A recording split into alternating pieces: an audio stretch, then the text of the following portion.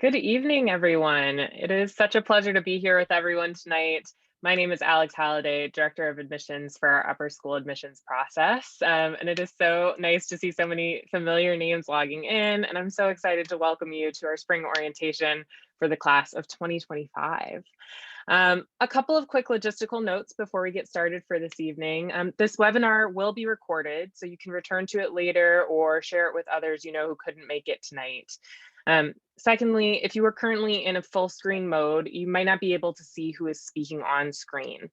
So you might want to choose to minimize the window or make it a little bit smaller so you can see folks who are on screen. And lastly, please direct your questions to the Q&A feature in Zoom. We'll be referring to these throughout the evening and during the Q&A portion of this event. So feel free to direct your questions there. If you have questions outside of this setting or that are more specific, you can always feel free to reach out to one of us, whether in the admissions office or anyone on the panel, and we'll make sure to get you in touch with the right people to answer your questions. We are going to kick off our meeting with some words from our head of school, Rob Phillips. So I'm going to turn it over to Rob. Thanks, Alex. And I think the operative word in your opening remarks was spring welcome. I'm definitely in my back porch here, kind of basking in the sunlight. Some of you I interacted with earlier in the admissions process, and you probably saw me in the same spot, but I was wearing like six layers and 3 hats. So it's really nice to be in this spring sunshine. It's really nice for us too at SAS to be in the swing of things with both divisions of kids on campus, middle school and high school, all on campus together. We've been in that rhythm for a few weeks now, and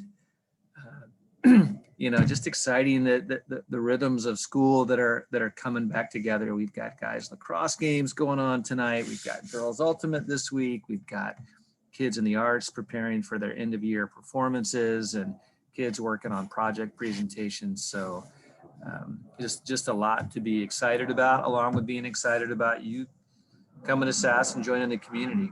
I have to share a perspective from a new 6th grader that he shared with me a couple weeks ago. It was really our first full day with both the middle school and high school back on campus. And, we'd had kids back in smaller groups and by grade level and by division. But that first day I saw him walking in, he had like the big sports bag over his back and a musical instrument, and he was kind of trudging in, and just I could kind of see, even with the mask on, it kind of, he was just trying to sort things out. I saw him leaving at the end of the day, and I went up and said, "Hey, how did your day go?"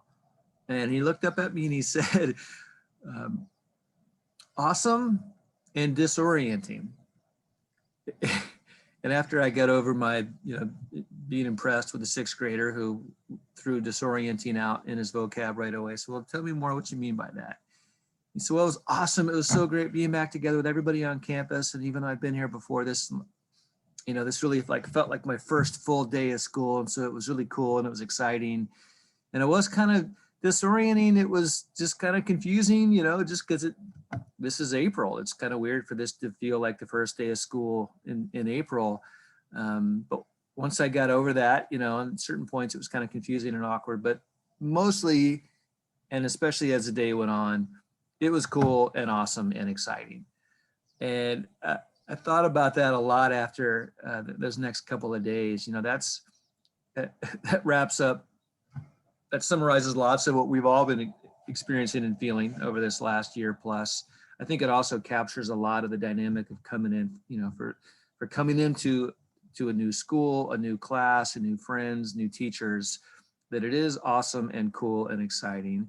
And at certain moments, it can be disorienting because it's a change and there's new names to learn and, a new campus to get the feel of and all of that. So know that we understand the awesome and cool and exciting and the confusing and awkward at times. We think the awesome and cool and exciting is definitely going to be the key part of your experience over time, but we're here to celebrate those great moments with you, as well as help you navigate the transition so that you feel confident and comfortable in what is now your school. You're not visiting, you're not looking at it, you're part of SAS. And so we're excited tonight to help build that relationship for you and to answer any questions you've got.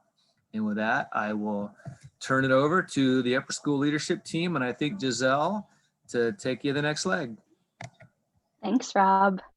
Welcome again, everyone, and thank you so much for spending this time with us tonight. My name is Giselle Furlong, and I have the utmost privilege of currently leading the upper school. In my role as head of the upper school, I'm responsible for supporting the range of academic and extracurricular and support programs that you'll hear about tonight, and have just the absolute great fortune of collaborating with all of the incredible people whom you'll hear from as well as many, many more. I've so enjoyed leading the upper school these past 2 years at SAS, and I'm really excited to take on a new role next year as the assistant head of upper school, or as the assistant head of school for academics, where I'll be able to engage just an exciting range of opportunities scholastically across the breadth of both divisions, middle and upper school. I'm also thrilled to virtually announce and introduce to you our incoming head of upper school, Catherine Ezzo. Catherine comes to us most recently from Charles Wright Academy in Tacoma, Washington, but has been an educator and mentor and leader in independent schools for many years. Catherine's actually here tonight in the capacity as a parent as well, as she'll have a student entering the 9th grade in the fall. So welcome to Catherine. We're so thrilled to have you join us tonight as a parent and as leader of the upper school next year. So for the next chunk of time together, we'll explore exactly what the class of 2025 can expect in the coming months as they look ahead to the fall and how we approach the transition to high school during their 9th grade year. We hope you leave here tonight with an understanding of how we encourage students in our academic program, what to expect in the socio-emotional transition to high school, and also a real sense of what's the most essential upcoming dates and events that we have on deck. So most importantly, we'll share what life in the upper school looks like. We've all experienced a tremendous amount of change and challenge in this last year of remote, hybrid, and pandemic learning. We know that whether students have attended school in a physical or a remote or a hybrid setting, high school itself is full of new challenges and expectations, and we've got a range of supports in place to help students really transition and thrive. So students are going to experience increased independence and accountability in high school. They'll manage more of their own time and enjoy greater responsibility. We know that 9th graders will have lots of opportunities to engage older students in clubs and sports teams and classrooms and in our shared student spaces. And most importantly, we know that the class of 2025 is full of scholars and artists and athletes and entrepreneurs. They are the thinkers and the change makers who are going to shape the future of our school, and we're so excited to welcome them.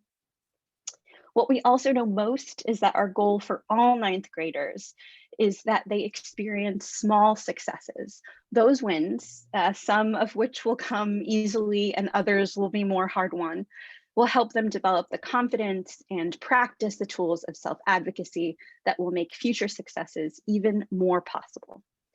I'll turn it over now to Megan McCall, our Director of Learning Support, to share some of our guiding principles around academics and learning support in the 9th grade year. Thank you, Giselle. Welcome, everyone. I am Megan, as she said, and I've been here at SAS in a variety of roles for the last 17 years. I also joke that I have successfully cloned myself not once but twice. These are my twins, and they graduated from Seattle Academy in 2019. I'm really excited to partner with all of you on your high school journey. Okay, so taking a look at academic development, our 9th grade year is designed to give students a chance to practice skills and acquire new competencies. We recognize that students are coming from a variety of schools and that the high school experience is new to all of them. This year, especially with pandemic learning and all the changes, we know that there's going to be a lot of just new level setting as students come in. SAS's commitment to diverse learning population means that our curriculum naturally differentiates for students at all levels. The goal of 9th grade is to create a common set of experiences, skills, and competencies that students can use as they build towards mastery of those skills in the 10th grade. Our goal is to scaffold the experience of students so that they can be learning and adjusting in small bites. Rather than long unit or chapter exams, most of their assessments are shorter, shorter quizzes that allow them to get formative feedback and adjustments along the way. Students will have numerous opportunities to challenge themselves by choice in many of their assignments or projects by approaching a prompt at a deeper level or choosing a more complex experiment or topic. I know many of you have been working on the registration forms that were sent out in the last few weeks. Student schedules are built to ensure that they will meet their graduation requirements while providing opportunities for them to explore new or existing passions and interests. The goal is to provide students with a balanced schedule and a workload that allows them the time and space needed to engage with their extracurricular activities and to have a social life. In general, freshmen should expect between 45 to 90 minutes of homework a night, depending on their course load and their learning profile. If your student is consistently doing 2 to 3 or more hours of homework a night, please direct them to talk with their advisor or us at Learning Support to check in on ways that they can be more efficient in their work and make sure they have a good plan for managing their time and assignments if they find that they just need more extra time to complete their work. Which brings me to Learning Support. Our Learning Support department supports all students, families, and faculty in helping students have a meaningful and successful academic experience. We provide specific support for students with accommodations and students who may need more direct guidance in managing their academic responsibilities through our study skills class. We also do tutor referrals and coordinate a peer tutoring program, as well as host an after-school study hall on Mondays through Thursdays. For those interested in learning more about the study skills class elective, I will be hosting an information session after this meeting where Jamie Lewis, our accommodations manager, will be stopping by, as well as Jess Clausen, one of our study skills teachers. If you've attended a study skills session in the past and you already know that you plan on taking the class, you don't need to come again. If you're interested in hearing more about it, you are welcome, of course, to join us. I have a note here from Melanie Reed, who isn't able to join us tonight, that she wants to be sure that you all know there is a very robust college program here and a plan. If you're worried about how the current world intersects with college, we're carefully watching that, but concentrate now on integrating at SAS. Pictured here is Taylor Kanamori, who is the Director of Diversity, Equity, and Inclusion, and she also works in college advising. She is your contact if you have general questions about college. And now I am going to pass it along to Zach, who will tell us some more about the 9th grade coordinating. Hello there. Nice to see all of you. You can see behind me our basketball squad, who thankfully today got the opportunity to continue as we pause in phase 2. So we're excited about potentially having a season here. Important to a lot of our guys, and that's one of my roles at SAS. In addition to being a 9th grade coordinator, I'm a basketball coach. I also help co-lead the Black Student Union. I've led trips. And then I'm also helping with our summer camp, which some of our incoming freshmen may be partaking in. So really excited to get an opportunity to meet your students and get to know them. 1/3 of the 9th grade coordinating team, along with my partners, Freddie and Alicia. And our job as coordinators, we're designated to the 9th grade to really get to know your students, support them in every way possible. And we really try to spend our days occupying kids' spaces, whether that be hanging around them at lunch, popping into their classes. We also sub. And then, as I mentioned, we all kind of are involved in a number of different things at SAS just to try to get to know students in the best way we can. Today, you'll hear a little bit from Alicia and Freddie about how we support students as they transition to 9th grade. This is my 6th year at SAS, and before moving to the upper school, I spent 4 years in the 8th grade as a coordinator. So I'm very aware and keen to where your kids are as 8th grade students. I know they're chomping at the bit to get to high school, to have a little bit more freedom. And, you know, while middle school has a little bit more hand holding and kind of guardrails, I like to say that we give kids, as they transition, a little bit more supported freedom.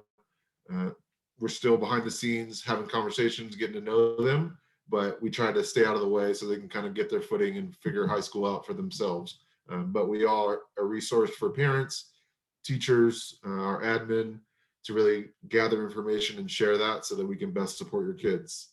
Now you'll hear from Alicia a little bit about our social emotional component to how we support our kids.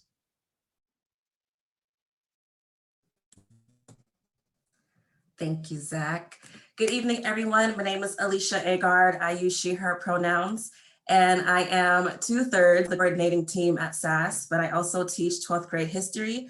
I co-lead the Black Student Union with Zach, and I also co-lead a club on campus called Election Connection. But tonight, I'm here to talk to you about the social emotional experience in the 9th grade transition. The social emotional experience of the ninth grade is guaranteed to be both exciting and challenging. Because of this, we believe it is imperative to have these support teams in place to guide students through their time at SAS. The 4 core values at Seattle Academy are respect, responsibility, integrity, and trust. And it is our goal to help your student navigate their newly found freedoms through the lens of these core values, making choices and taking actions they can be proud of. As our community grows in the upper school each year, we are intentional about how we foster that community. Students have opportunities to engage in any of our 40+ student clubs, participate in our sports teams, join our theatrical productions, and much more. Students have space to explore new activities they might not have tried yet, make new friends, and develop their identity. With this growth, there's often quite a social shakeup for students, and we work with them and with you to help them navigate this. The upper school is an open urban campus, which is a new experience for many of our students. And we don't shy away from having important conversations about safety and what it means to be a good member of our larger neighborhood community. As exciting as all these changes can be for students, we know that this independence can be scary for parents. So I hope that you'll partner with us and reach out when you or your student needs support. In my role as a coordinator, I also work really closely with the Dean of Students.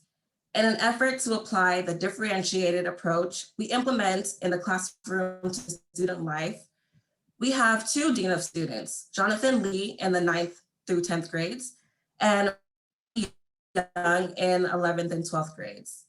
The Deans of Students focus on all aspects of student life, including our student-led clubs, our student government, also known as ASB, and student behavior and discipline. In order to support and to know our students, we also work really closely with an amazing group of grade level coordinators throughout the upper school, as well as counselors, who Zach will introduce in the next 2 slides.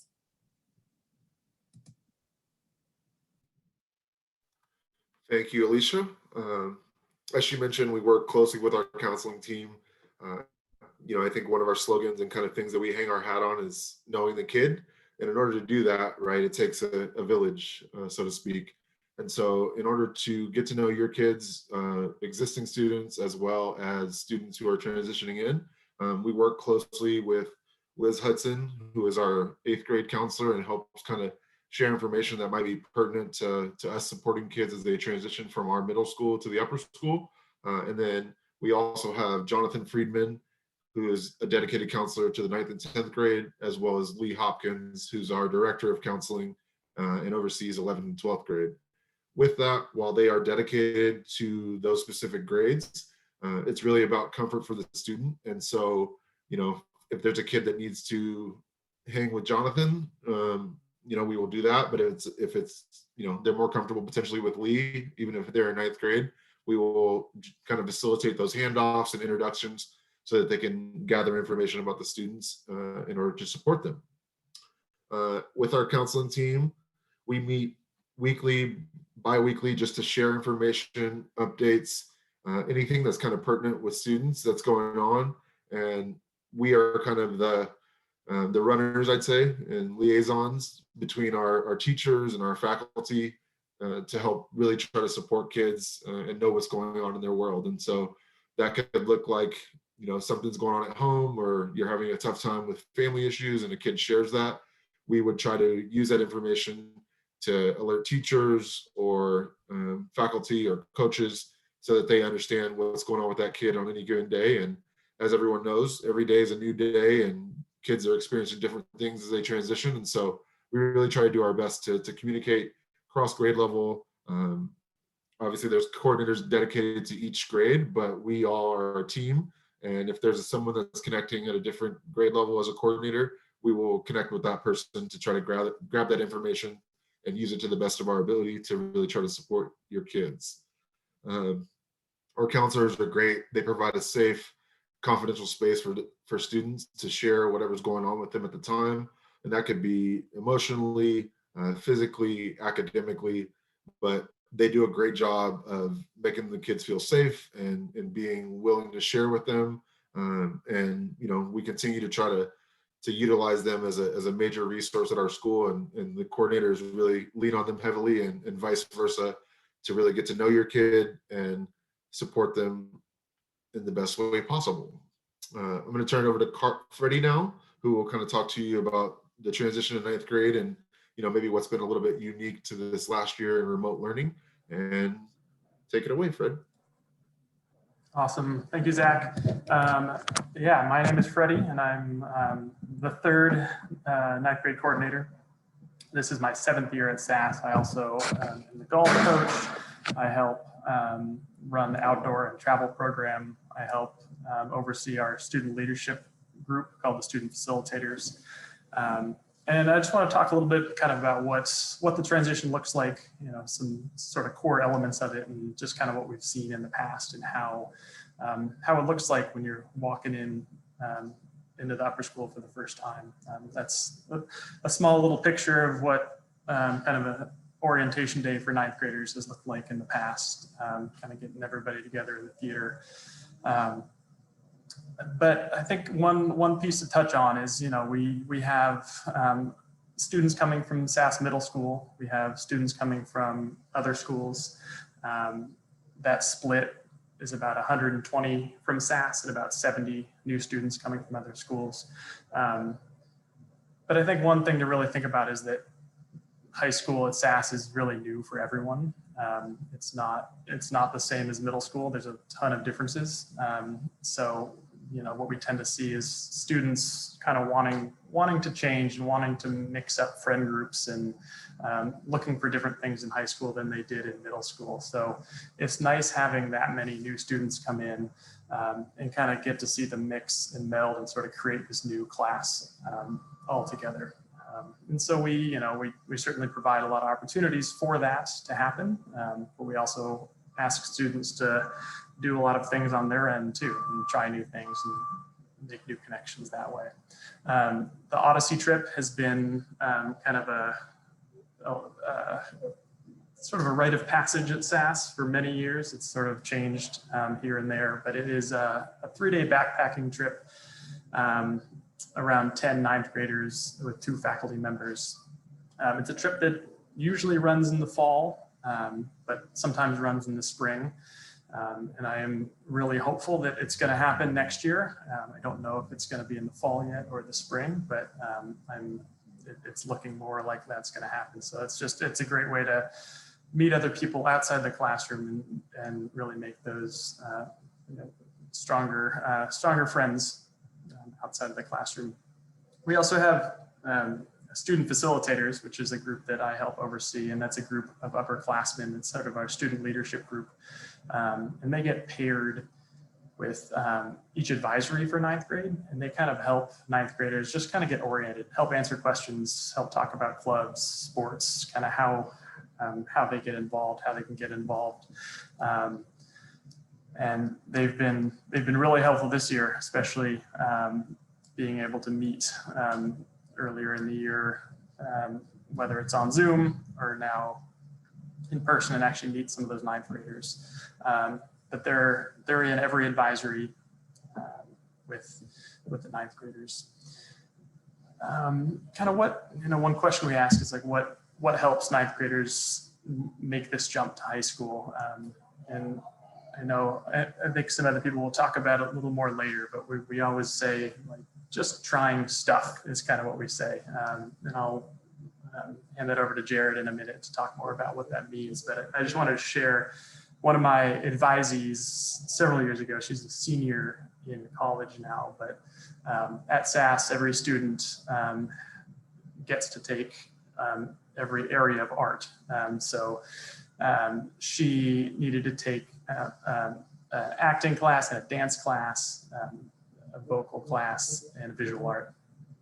She really didn't want to take that dance class, and I really pushed her early on just to take it and do it. And so she took it her freshman year, and she had never danced before, and she ended up loving it. And she got into the advanced dance group the following year and was in the advanced dance for 3 years. And she found her people and her faculty, and it was like she was a kid who never thought that would have happened to her. So I always love that story, and there's so many stories like that, that trying different things can really surprise you. I wanted to talk a little bit just kind of about what this all looked like this year. Obviously, all these pieces were a lot more challenging in the transition. When we're coming back in the fall, fully online. But there were certain pieces that we were able to keep. I mentioned the student facilitators, and we still offered certain events just for ninth graders, just for new ninth graders, and trying to get to know them. The ninth grade social is something we always offer in the fall, and we were able to still do that remotely. So just trying to find ninth graders ways to engage with each other and get to know each other. And now being back on campus, it's been great. It's been so nice to see students engaging with each other, with faculty. And what we found is ninth graders are still able to find new people and make those connections. And that takes time, even when we're on campus for the full year. It takes time to really develop those real relationships with their peers and with faculty. So that being said, we are offering and organized an event for new ninth graders a week from today, so Tuesday, May 11th. It'll be a team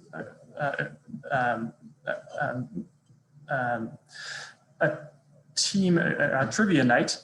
Sorry, and we'll have our student facilitators will be there to oversee these breakout rooms. We have a host that we've hired who's great at running these trivia events, super fun. And it's really just a time for this class to come together, meet a few other ninth graders, and just kind of have some fun. So we hope you come. Not a mandatory thing. There'll be no kind of new information. That's all what we're doing here right now.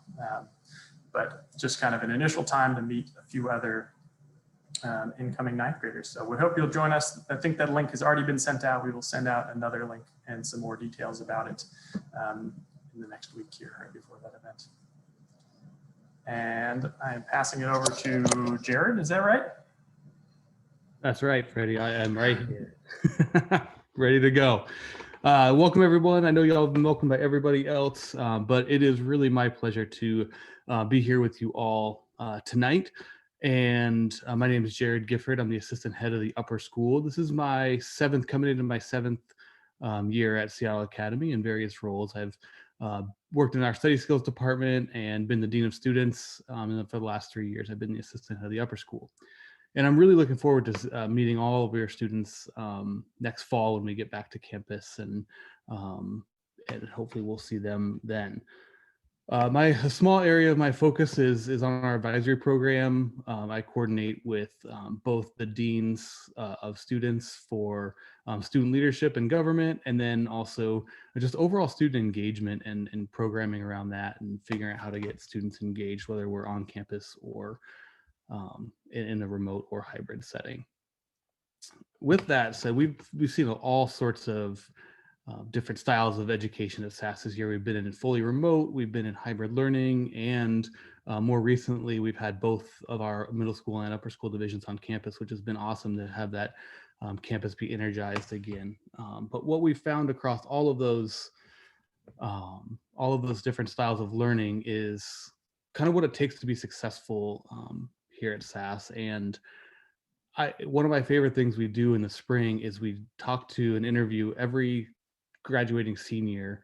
And one of the questions I always ask the students that I'm interviewing is, what advice would you tell incoming ninth graders, or what advice would you tell your ninth grade self? And they always say trying stuff. They always feel like they didn't try enough, even if they were trying everything that I had to offer. But they're always really wanting folks to try everything. And so that's one of the key tenets that we have noticed and observed that students have success is their willingness to engage in something. It doesn't matter what it is, and trying a variety of things in that ninth grade year is really important. So whether that be clubs, whether that be the fall show, whether that be trying out for a sport they've never done before, students really are making connections in that way. They are making connections with students who are across grade levels and faculty who they might not have as teachers. One of the other tenets is being willing to work with support. Megan talked about that a little bit earlier, but working with support when needed. And so if a student is needing help and we're noticing that and we're saying, hey, we have all these resources here for you to engage with, we're really hoping that student takes us up on those offers and opportunities. And so finding success in working with that student towards independence. Also, along with that is being willing to do the volume of work. So SAS is a preparatory school, and we do have many academic courses that do have a volume of work. And so we want to support students, especially when they transition into ninth grade from middle school, and those expectations do rise. We want to support them and scaffold the work appropriately, but we're working towards having them engage in mini classes and maybe stretch their academics a little bit beyond their comfort zone.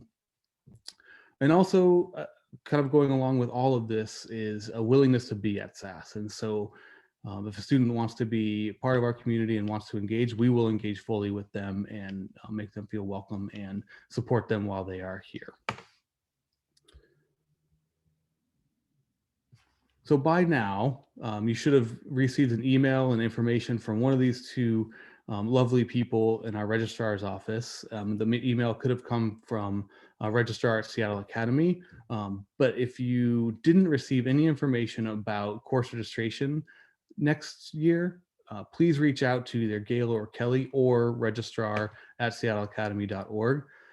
And please be on the lookout for future emails as well. I know math placements and language placements are going out soon, so please be on the lookout for future emails from registrar with that information. And if you do have any questions in the meantime, please feel free to reach out to Gail and Kelly. They're more than willing to answer any questions you might have. So between now and fall, we're going to see you all again in September at our orientation event after students arrive to campus. Get a lot more information about what the fall looks like at that time, and just get a chance to hopefully meet all of you. But in the meantime, between now and then, our website is a great resource for you. So please feel free to visit that dedicated page for families coming into the upper school. It will be live coming up shortly and contain information over the course of this spring and summer about reopening, about being on campus next fall, about all sorts of stuff. But if you can't find what you're looking for there, please don't hesitate to reach out to anybody on this call, and we're more than willing to direct you to who you should be asking or answer if we are able. I'm going to turn it right back over to Giselle. So Giselle. Thanks, Jared. Okay, so for those of you wondering if you heard Freddie correctly, you did. We are expecting 190 students in the fall welcomed into the class of 2025. So from our May 11th event next week to registration and orientation planning next year, we're just so excited to support these students as they join our upper school community in whatever ways that we can.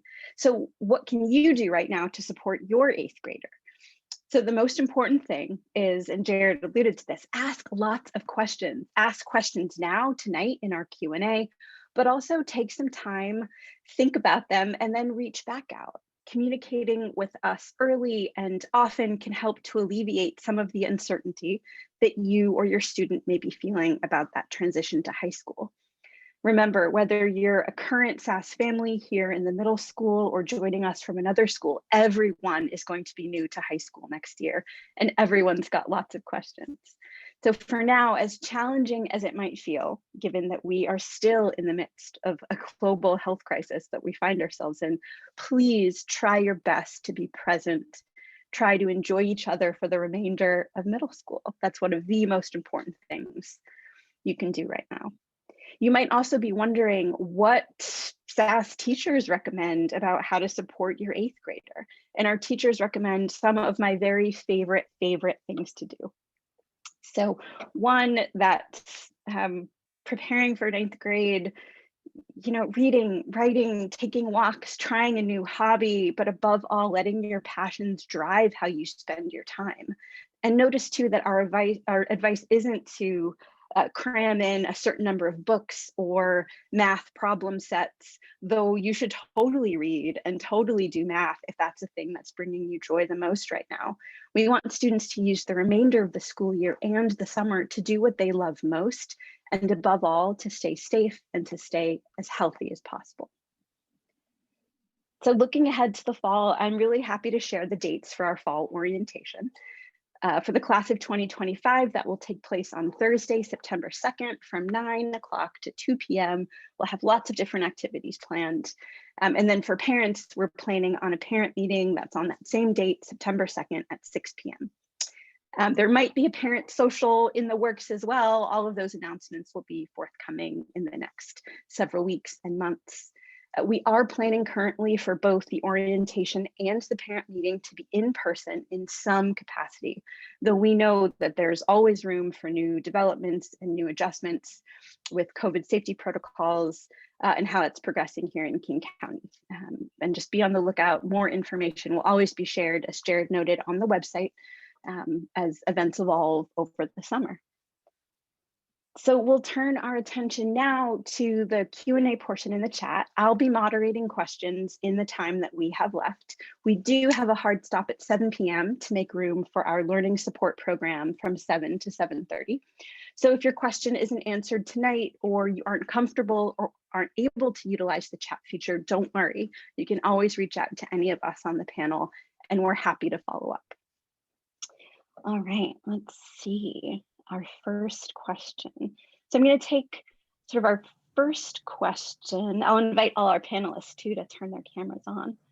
Our first question, this is a question that is on everybody's mind. Is next year going to be hybrid? That's like the question.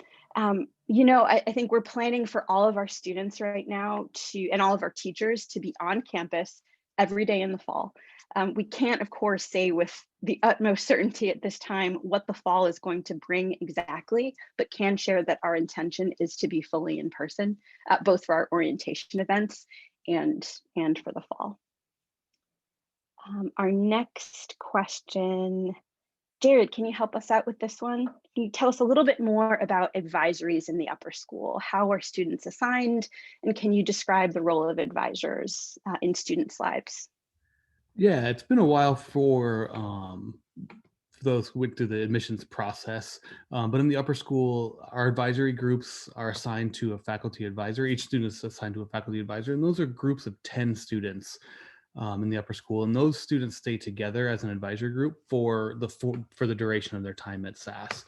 And so that group kind of becomes a nice little place for students to be not in class and just have some social time and have an adult that they may or may not have as a teacher. Sometimes they have them as a teacher, sometimes they don't. And that person, that faculty advisor, is really great kind of switchboard for you all as families and a first touch point if you have any questions. A lot of our families utilize advisors to get them pointed in the right direction or to answer questions that they may have. As far as putting advisories together, I really look at mostly trying to get a balance of that new to SAS students and returning to SAS students. And so we really want to make sure that balance is out. And so all students, like Freddie said, are looking for a change at this point, even if they've come from our middle school. And so we want to get them introduced to some new people and get a mix in as soon as possible. And sometimes an advisor and a student don't necessarily make a connection of that mentor-mentee kind of relationship, but the goal is that students find an adult on campus. It doesn't necessarily have to be their advisor in that way.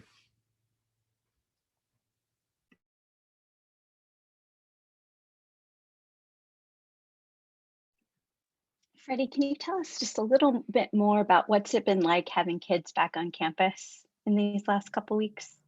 Yeah, sure. It's been really great. I mean, I was working here a little bit when the school was still fully remote, and just kind of watching the slowly phased in plan of getting more students back on campuses felt really good and really safe. I was super cautious at first and sort of wary about how's this all going to work with this many kids. But I think the way that we operated and slowly brought kids on sort of our hybrid, and now with both middle school and upper school back on campus, it feels great. And the kids are certainly happier than being at home. I mean, I've been asking kids, how it's going, and it's not the same as it used to be. Kids aren't able to hang out and roam around and go off campus down to Starbucks like they used to. So there's certainly changes, but it's all the kids are saying it's so much better being in the classroom, seeing their peers, being with each other, so much better than being at home on Zoom. We do still have some students who have chosen to stay remote, and so we're still working with them. But yeah, it's feels like a school again. It's been really nice. Zach, we have one question here that I'm hoping you can help us with. The question is around, what advice do you have for students or any recommendations for parents who might have anxious 8th graders at home? How would you support them, or what advice would you give in that transition from 8th to 9th grade? Yeah, of course. I think the most important thing I would say is for them to stay open-minded. I think for existing SAS students, they probably have an idea of what they think high school looks like at SAS, but the reality is they haven't experienced it yet, right? So just being open-minded about the kind of the fresh start, the new opportunity to be with some older kids. They're going from being kind of the highest on the totem pole to kind of being the freshmen and learning their way again. And so if they stay open-minded, they're going to have a greater opportunity to make connections. Something our community promotes is taking risk.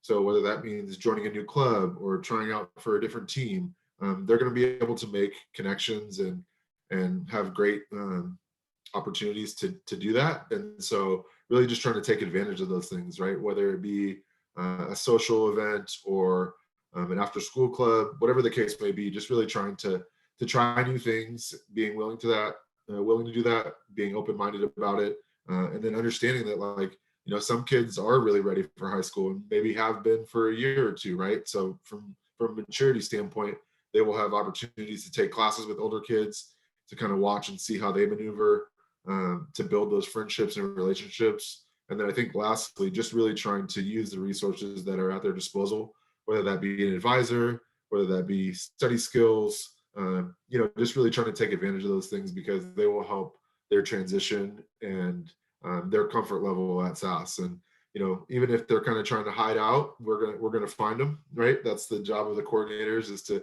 see who's maybe sitting by themselves at lunch, who's maybe not making those connections, and we do our best to try to help facilitate those things and kind of troubleshoot to make sure that kids are having a good experience. And for parents, really, that partnership piece is just, I can't stress that enough. We are willing and able and ready to connect with you at any given point. And, I think especially for high school kids who are looking to find more freedom, I know as a coach, I think that messaging, making sure that the message kind of is matching up, even if it's different, right? I enjoy connecting with parents to learn about kids and kind of utilizing some of those tidbits to connect with them better. And so use your advisors, use your grade level coordinators. Feel free to reach out whenever you have questions, and we'll do our best to continue to support your kids and really partner to make sure they have a great experience. Thanks, Zach. Alicia, I'm hoping you can help us understand a little bit more the role of affinity groups, both what are the range of affinity groups offered at SAS, and also speak to clubs as part of both entities as part of that transition to high school.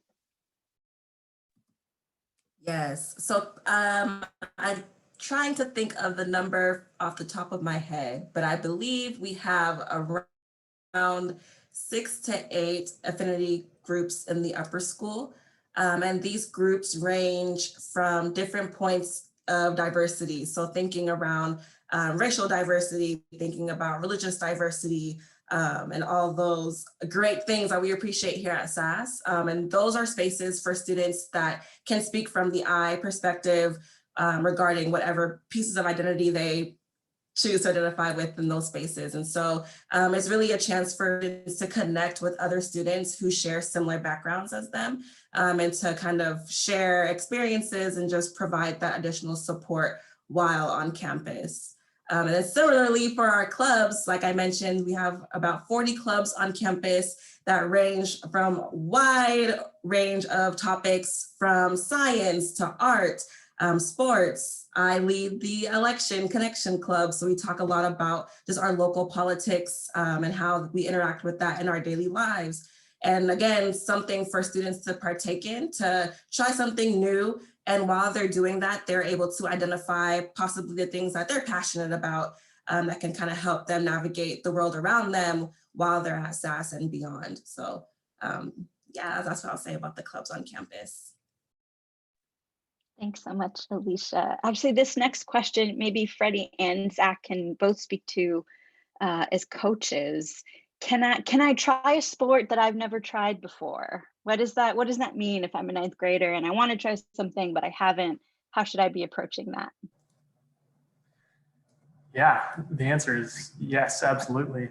At SAS, we have a no-cut rule. And so if you want to play a sport, any sport that we offer, you're going to play that sport. We're going to make, we're going to make sure that we have a team for that. And so we get students all the time who are coming out and trying new sports. I certainly see it in golf. Golf's usually draws students who have never tried it before. Like, yeah, I want to get a PE credit, but I want to try something new. And so they come and they play golf. And some kids love it and they continue with it, and maybe they just play it for one season, and that's fine too. That being said, we also have some pretty high level athletes. And so, at least on the golf team, a couple of years ago, we did win state. And so there's that broad range of student athlete at SAS. We also have students who play sports outside of SAS. They play, rowing or baseball or football. So we have a lot of students who are able to do that kind of at their local schools as well. As far as sports go, we offer, a bunch of different sports. We typically have a fall season, a winter season, and a spring season. This year's obviously been a little bit different. But most fall sports usually start a week or two before the start of school, which is kind of a great way to get to know some fellow students kind of right before the school year actually starts. So certainly encourage folks to, if they want to try something out, to try a new sport, especially in the fall. Zach, I don't know if you have anything to add. Yeah, I would just kind of speak to what I mentioned earlier. It's just a great opportunity for them to make some new connections. I think especially socially, when you're trying to kind of find your way. School can be a little tricky at times, right? You're trying to focus on the learning and your schedule and where classes are. And so I think, our extracurricular, whether it be robotics or sports, it really provides that opportunity for kids to connect outside of school. And, that I know for me, sports always been super important. And, coaches are been really instrumental in my life. So it's that opportunity to make connections, to take risks, right? And for me, I've had the opportunity to be a part of the varsity basketball program for the last 3 years. And there's been kids who, maybe started on the freshman team because they were just kind of interested. They wanted to meet some friends. But then as they got into it, they continue to work and develop and, be passionate about it. And then they end up on the varsity team. And so, I think encouraging kids to try stuff. And, we also are in pursuit of excellence. And, we haven't been like Freddie just yet and won a state championship, but we did get third last year. And, our kids got a taste of that. And so we want to facilitate both of those things, right? Like the lower level commitment or risk, and then also trying to provide a space for kids to compete at a high level who maybe have aspirations to play past high school. Thanks, Zach. This next question is for our registrar, Kelly. Kelly, my students turned in their registration, but they want to make a change. Can they do that? Are they allowed? And if so, how do we go about doing that? Yes. So if there is a change after submitting the registration form, you can email registrar@seattleacademy.org. If you're thinking about changing something, the sooner the better, because currently we are starting to put the schedules together for next fall and for the next school year. So if you have something that you're thinking about, I definitely recommend you do it very soon. But yes, you can email registrar@seattleacademy.org. I think we have time more or less for one question. I'm going to bundle a few different questions into here. One is sort of acknowledging that we do have this class of 190 students. We've got around a third of them being brand new to Seattle Academy. How does that help us think about how to bring them together, right? Like mixing those kids who have been in here in middle school and are coming brand new to the community. What does that look like as we approach our orientation, our Odyssey trip, all of our fall get-together events? Freddie, can you kick us off with that first piece, just weaving in maybe a little bit of that Odyssey design, how we help kids become comfortable, threading through that advisory piece, and then we can move it around a little bit to just how we're thinking about these big social events for ninth graders to get them knowing each other. Yeah, absolutely. I think it starts with that first orientation day. There's a day that's really just for it's a day that's just for ninth graders on campus. And so they come in, all the student facilitators, that student leadership group is here to kind of help and support them through that first day on campus. And that day is really about kind of getting acclimated, sort of getting their schedules, knowing where their classes are, getting their laptops, getting their photos taken, and just kind of being on campus. They meet with their advisor and kind of have that time to start to get to know each other in advisory and smaller other groups. And then we kind of move into the fall, they move into classes.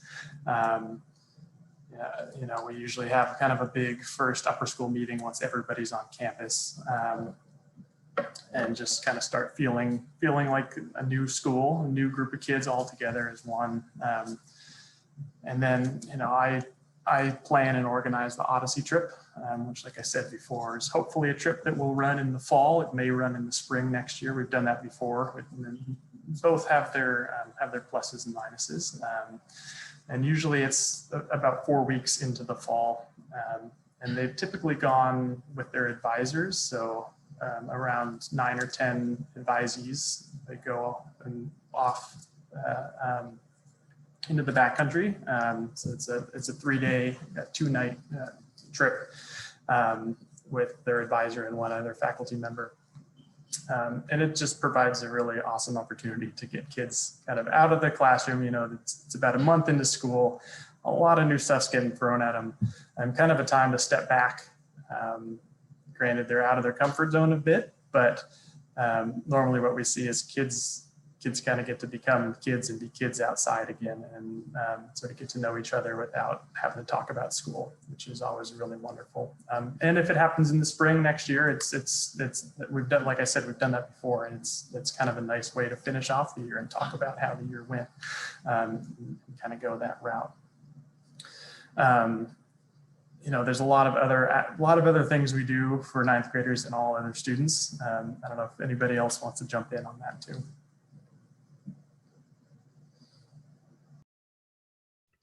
I would just say, like, zooming out, we really want students to feel connected and be a part of our community. And so I'm going back to just engaging in things. One of my favorite things in the fall is the fall mania event that happens. And I think that's a really great opportunity for kids to, you know, really come out and show some school spirit, and all of the activities or all of the sports are participating that night. And in the past is rounded off with the girls soccer game, which is pretty awesome. And so just to see kids getting out there with their SAS gear and their faces painted, and just getting to really know each other and having fun and being in high school, it's just a really awesome opportunity. So I would really recommend doing things like that. We have a social that we've done before.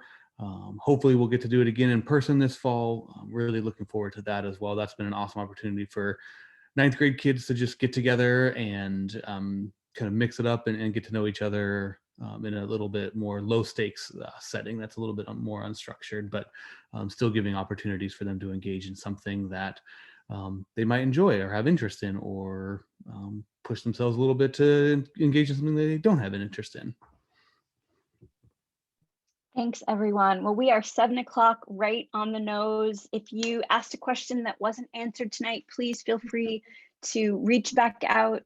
I'm going to make one last plug for next week's class of 2025 trivia night event. Just to be clear, this is for students. People, this is for students, not for parents. Explicitly, that virtual event, a reminder, will come out with a Zoom link.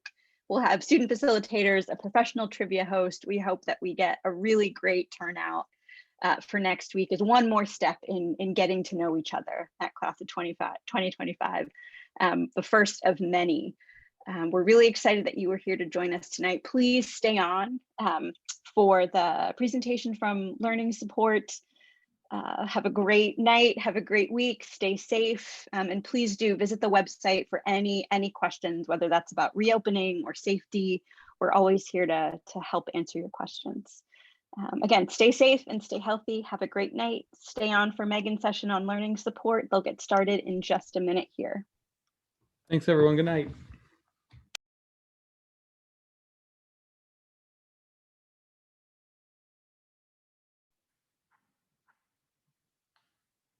All right. Hello, everyone. I'm going to give just a minute for those who aren't going to be sticking around for this part of the presentation, some time to log off. And again, I'll say, if you've been through the presentation before through the admissions process, or if you've already met with me, there's probably not going to be a lot of new information in this presentation tonight. You will, however, get a chance to hear from Jamie, and Jess is going to join me in the Q&A. My goal for tonight is to really just kind of answer some of the basic questions that come up about the study skills class, learning support more generally, and then Jamie will talk a little bit about how we set kids up with their accommodation plans. So we're going to move to the next slide. And for learning support, I think one of the big pieces that's important to know for families is that we don't have specialized instruction as part of our learning support program. So if you've been in a middle school or an elementary school where part of your student's learning plan really included specialized instruction around a particular skill area, we use an accommodations-based model, which means that we make sure that our students have the tools and access they need to be able to demonstrate their learning in the curriculum classes that they're taking.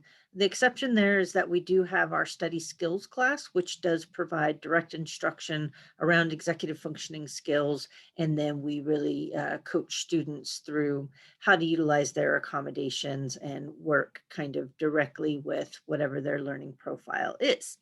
As you can see in the picture here, we kind of support students across all kinds of different measures. We have lots of students here with dyslexia, lots of students here who may have like processing speed challenges, students who are on the spectrum, a lot of students with attention deficit or executive function kind of challenges. So those are all kind of in the wheelhouse of students that are supported here at SAS. I'm going to let Jamie talk a little bit about what we do for accommodations and how you can make sure that we have documentation for your student if you have it, so we can put the plan together. All right, can we get the next slide, please? Unlike a public school, a student doesn't have an individualized education plan or 504 at Seattle Academy. Instead, we do what's called a formal accommodation plan. And this is much more similar to what a student will receive in college. And so our goal is that by having a similar process and plan, that students start to develop some understanding about themselves as a learner. They're able to develop some self-advocacy skills that are going to serve them well as they transition into college and to life. The accommodations plan sometimes is based on formal evaluation information. So whether a student, they may have had an IEP in the past or a 504 or a neuropsych evaluation.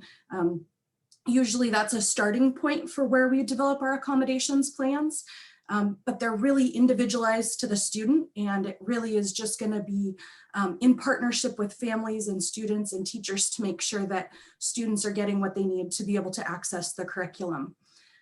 Documentation is not required as part of the application process. If you do have documentation that you feel like sharing, you can either email it to accommodations@seattleacademy.org, or we do have a secure portal on the SAS website where you can upload that documentation. Any documentation that we receive goes to Megan McCall, self, and stays inside of the Learning Support Office. It isn't shared out with teachers. We don't share diagnostic information with any of the faculty unless we have student and family permission.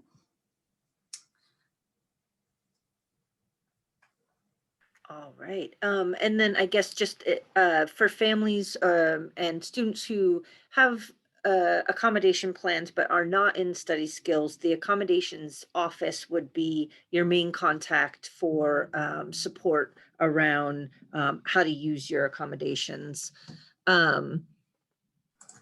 Another thing that I thought of is that not every student with accommodations is in study skills, and not every student in study skills has accommodations. So just know that there's different varying levels of support, and that, again, it's going to look very different for each student. Great. All right, now we're going to talk a little bit about the study skills class. As some of you saw in the registration form, the class is set up as an elective. Indicating that you are interested in taking the class doesn't necessarily mean that your student will automatically be registered in it. Part of that reasoning is that there is a cost associated with the class. There is financial aid available for families who need it. If you are already receiving financial aid, then a financial aid award is made for the study skills class as well.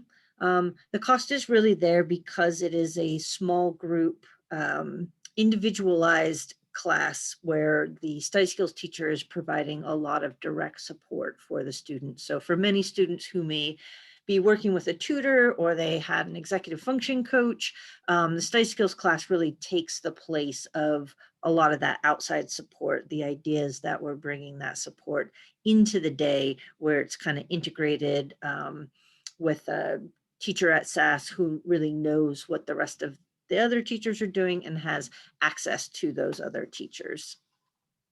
As I said before, the focus is really on a lot of executive functioning and study skills that are applied directly to the students' coursework. We don't have a separate standalone curriculum. The students won't spend a week going over Cornell note-taking style or talking about mnemonic strategies. They will in the moment be definitely talking about those things if that's going to directly help the student with the application of what it is they need to do in order to be successful for their classes. So let us take a look at kind of who Study Skills is for. These next couple of slides are going to go through some common learning profiles that we have for students who take Study Skills. As Jamie said, you know, you don't need a specific diagnosed learning difference or history of use in order to take the class. We have a lot of students who take it just for one trimester or will come in and out of it over the years. The first kind of student that the Study Skills class is for is really students who need help managing their time, organizing their materials, and keeping track of assignments. So I love this one. It's got Calvin, you know, kind of the classic. He doesn't need any help with ideas. He's got all of those, but he can't keep track of what it is that he needs to be doing.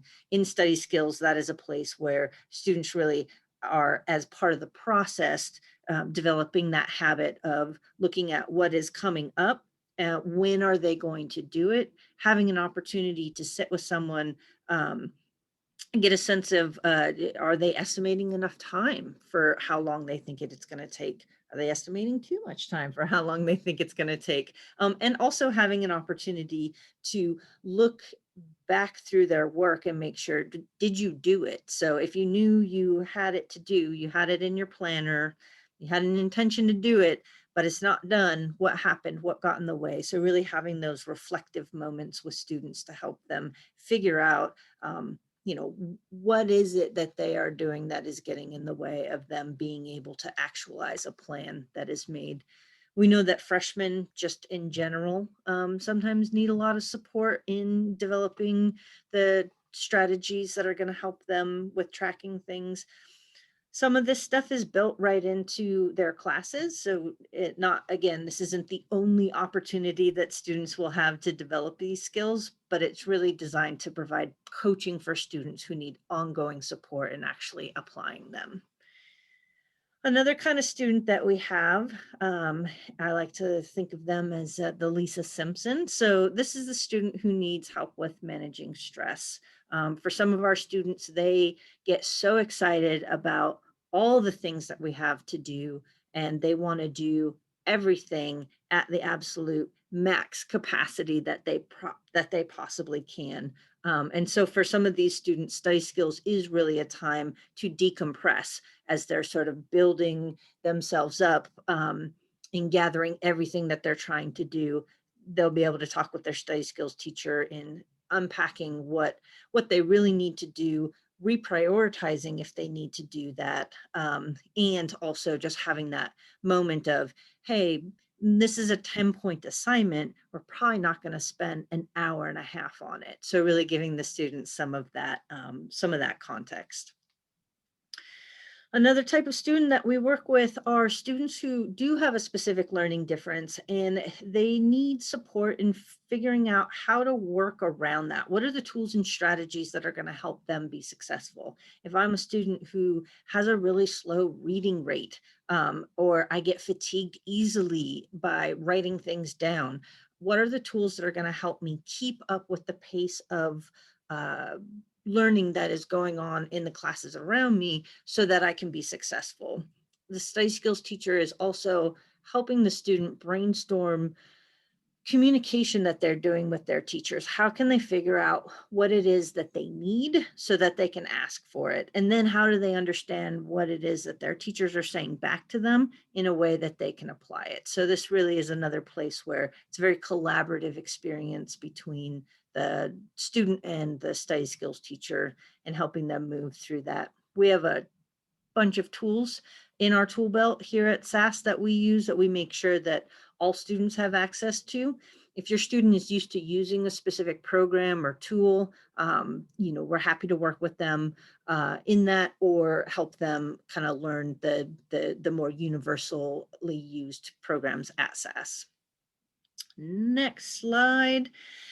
For this, sometimes we have students who they just need more guided practice or that quicker feedback loop of that small group time to go over instruction that they've had in class.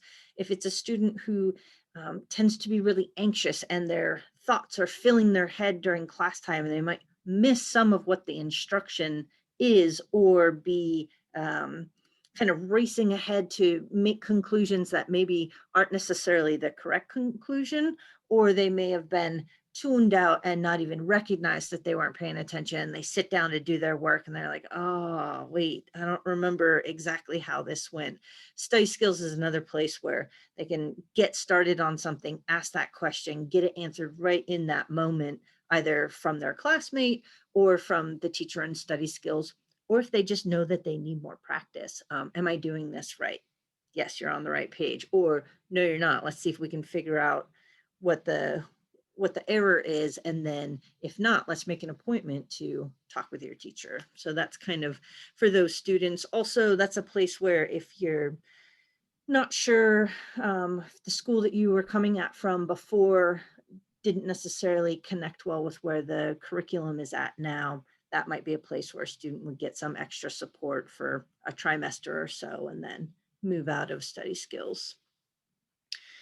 Finally, this one I think hits a lot of ninth graders. Sometimes a student just isn't developmentally mature enough to do all the things that a high school student is asked to do. So it's not that they can't do this at some point, they're just not ready to. So just like at different developmental stages, or just like one student is taller or shorter than another, sometimes we're just waiting for that developmental maturity to catch up. So they need that guided support in order to stay on track, to demonstrate their skills that they have. They're just not ready to do it independently yet. And as their maturity catches up, hint, hint, it usually happens halfway through 10th grade. It's like this magical moment. I promise. I wish I could see your faces because that's like my favorite reveal moment for those of you who this is your oldest or only child. But it really does get better. It really does happen. If you're wondering, will my kid ever remember to do this thing on their own? They will at some point, most of them. All right, so we are going to go to the next slide, and I've already talked some, tried to provide some context for what it looks like in the moment. We do try to use this gradual release of responsibility in really modeling at first if a student needs that modeling, really getting them to crowdsource each other. There's the reason why we do small group class for study skills is that we want students to see in their peers as well that everyone needs help of some sort, and that something that you find really easy, someone else might find really hard, just as something that is really difficult for you might be easier for other people. So it really normalizes that idea that everyone has different strengths and challenges. Eventually, we really want students to be able to kind of initiate the thing that they need to do, and then moving towards that independence where they're really doing it on their own. If we look at the last or almost last slide here, this is, we talk about study skills teachers, and Jess can speak to this some in the Q&A, just really being the academic glue. So they are behind the scenes all the time in ways that students often aren't really aware of. So sometimes students will say, you ask them like, oh, well, what is study skills? Oh, I don't know. It's just a place where I get my work done. And so that's true. And there's also all kinds of other things happening, as is demonstrated on the next slide. All right, so within the kind of study skills package, not only is there the class time that your student is getting in a normal school schedule, it's usually 80 minutes every other day. The study skills class meets just like any other class. Outside of the class time, study skills teachers are really connecting with your child's classroom teachers, making sure that we understand what are the expectations of the curriculum that the teachers have so that we can be supporting that appropriately, advocating for the students if they may need an accommodation or differentiated experience within an assignment. We are also communicating a ton with you guys as families. At the beginning of the year, we have a parent partnership meeting with families to just kind of get on the same page of what are the initial goals for that student, get context from you guys on your student's learning profile, and just kind of historically how things have gone for them.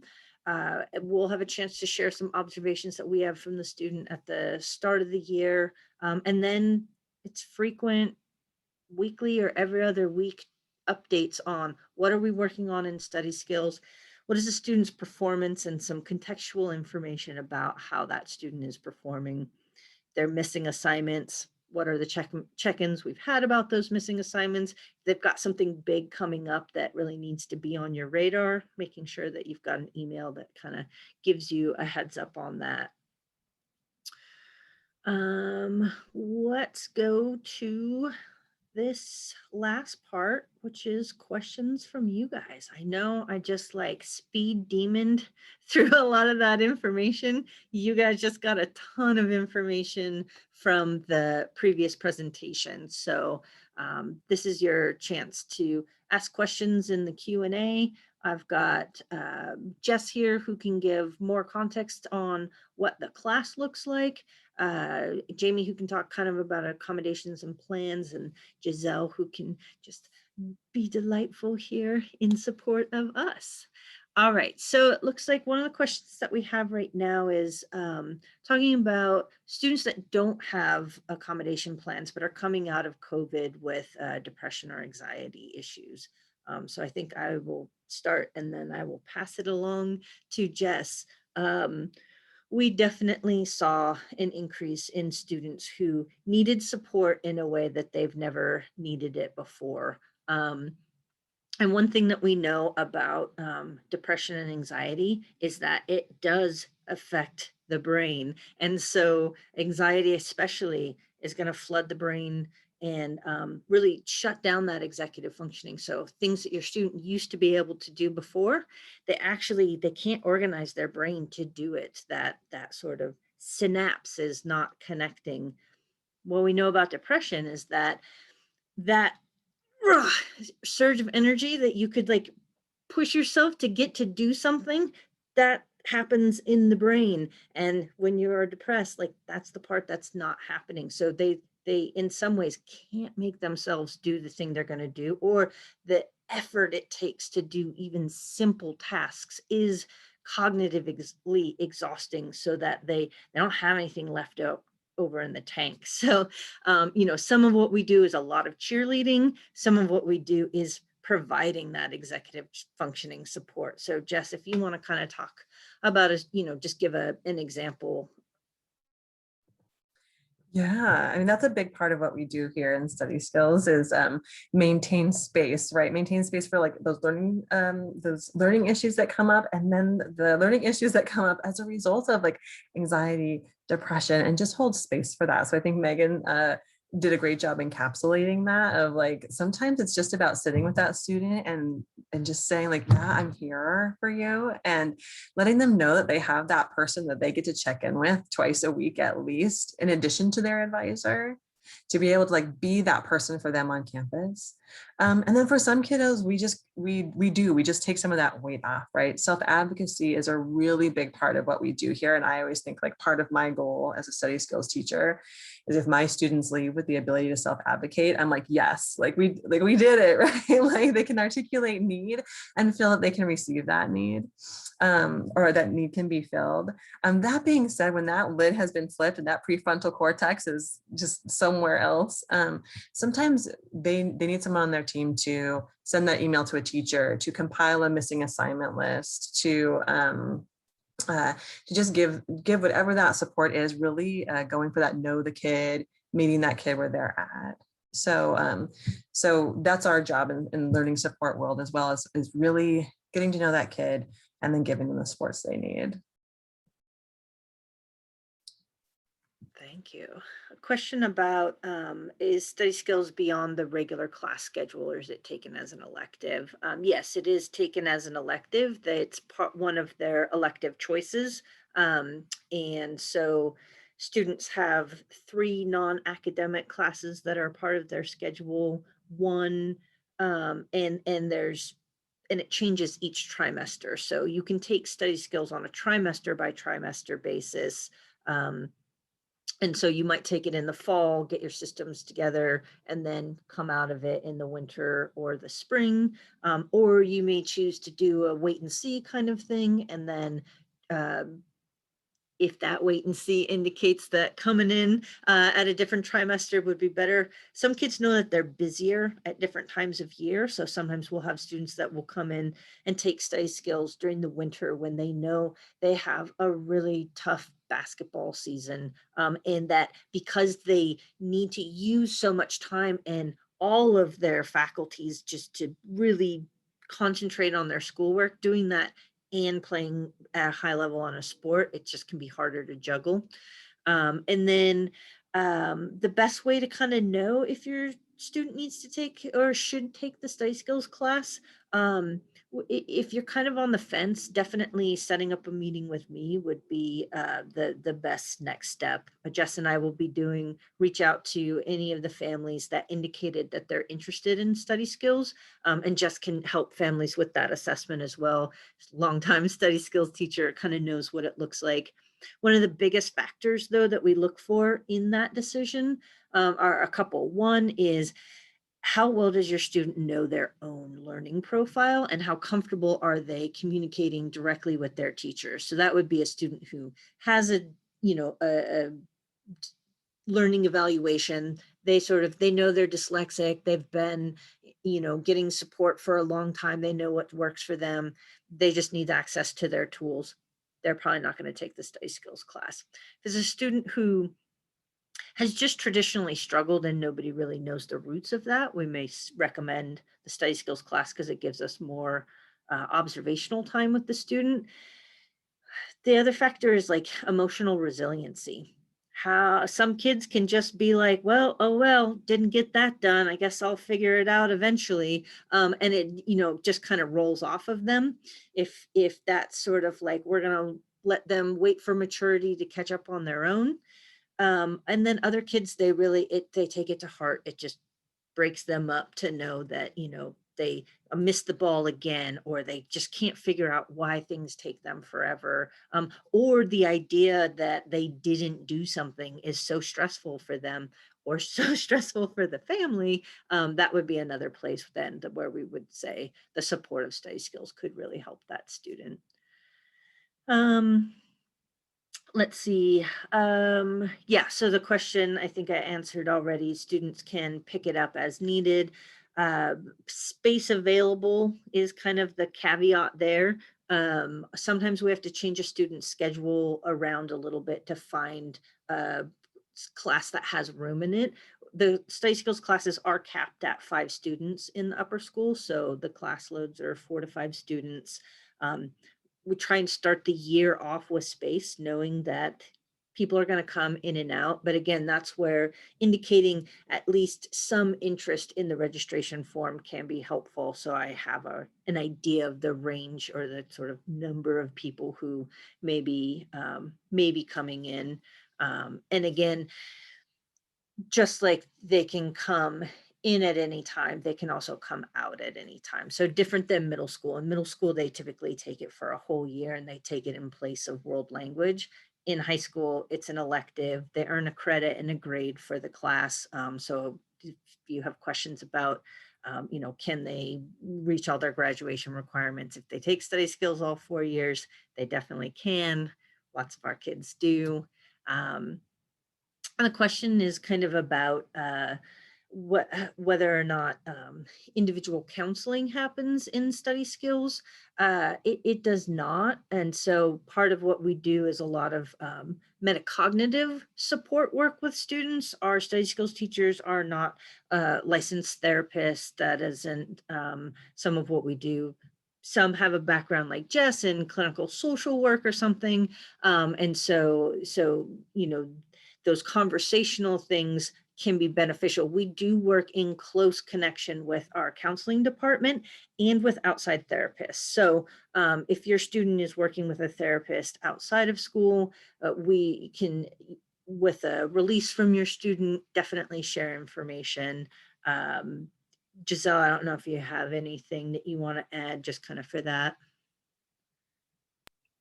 Yep, I was just typing it in the chat. So all of our students have access to our amazing counselors in middle school and in upper school. Liz Hudson, she's our transition from 8th to 9th grade. Jonathan Friedman, he's got the 9th and 10th graders on lock. And then Lee Hopkins, our director of counseling. But again, as our coordinators and Jared mentioned earlier, really it's all about what's the best fit for that student in terms of building that connection. So 12th graders talk to Jonathan, 9th graders talk to Lee. There's a lot of collaborative work that happens there. And that is not, we don't charge students additionally for seeing the counselor. So that counseling that's really important that happens separate from study skills is not charged additionally to families. Yeah, and to add on to that, the accommodation support, making sure that your student has the accommodations that they need to be successful in their classes is also that's not fee-based. The only thing that really is fee-based is the study skills class, which then you're getting that kind of direct tutorial and high frequency support. So knowing that it's kind of locked in there. All right, well, that is takes us up to our time here. It looks like the questions posts are closed on the on this end here. So I will thank you all so much for joining us. Know that over the month of May, Jess and I will be reaching out to families that have indicated they're interested. If you're just curious or things come up at any time, Learning Support, the accommodations office are happy to answer any questions. Just talk through things as the year goes along. So thank you for joining us tonight, and we really look forward to meeting you and your kids in the fall.